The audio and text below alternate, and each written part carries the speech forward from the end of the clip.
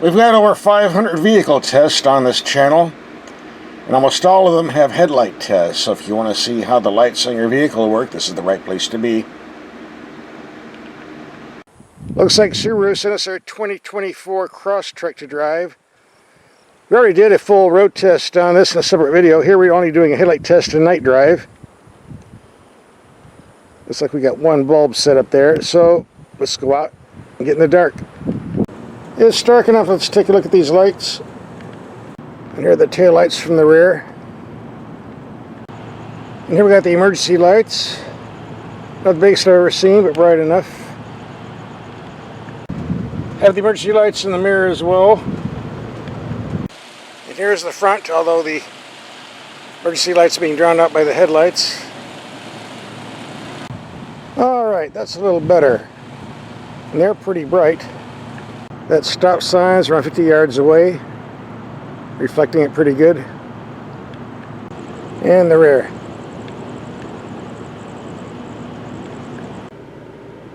And the info screen lights up pretty good. A lot of good stuff on here. And here's the rear view camera. Probably a little bit too bright for my camera. I want to move in a little bit. Looks better in person than it does on my cheap handheld camera. We do have a little bit of dust on it from some four-wheeling I see. Should have wiped it off. Didn't bring my Windex. A nice looking gauge cluster. One thing I mentioned in my daytime video, I mentioned it here in the nighttime video. You turn off the so-called safety nannies like lane assist, automatic braking, stuff like that. You get a light on the gauge panel telling you they're disconnected, which is fine, but why do it have to be the same orange color as the other more serious lights, like the check engine light, which is very, very serious, or the flat tire warning light, which is also very, very serious? They shouldn't be the same color, because I might have to ignore this color. I might ignore the check engine light. So, that's what I think. See, if you turn off the start-stop system, you can see another orange light that shouldn't be orange. Why can't it be green like the automatic headlight?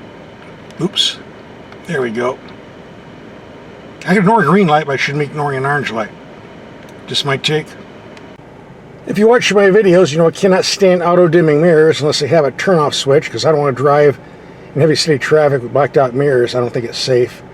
Here it's not an automatic mirror, it's manual. Just flick it on, flick it off. That's what I like. I'm glad we have this. Very simple.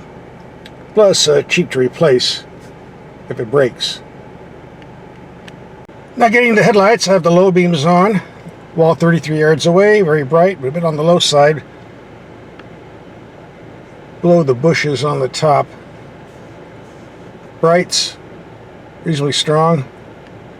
Alright, do some long distance. Low beam. High beam. Reaches out.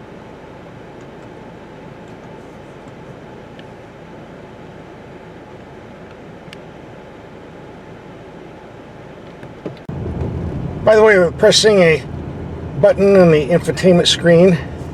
Well, it's not really a button, it's an icon. You can activate the active headlights, which means it turns in the same direction as the steering wheel. Wow. Very, very quick. This is great for taking corners.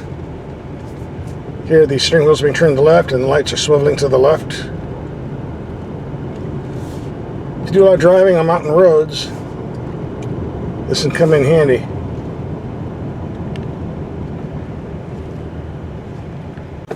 The twistier the better.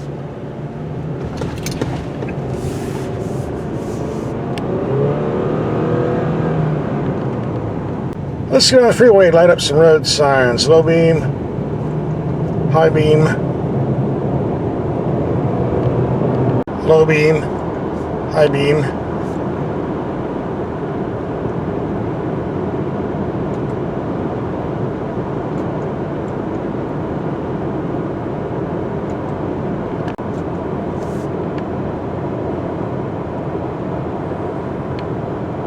So let's do the dark, dingy streets again.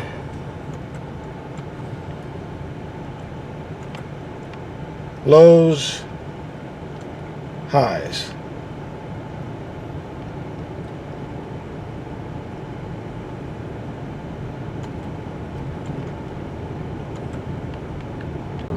Well, I think we covered everything on this night drive, and I think everything passed. I don't see any issues. That concludes our night drive. You want to see the full road test? Here's the link. Click and watch.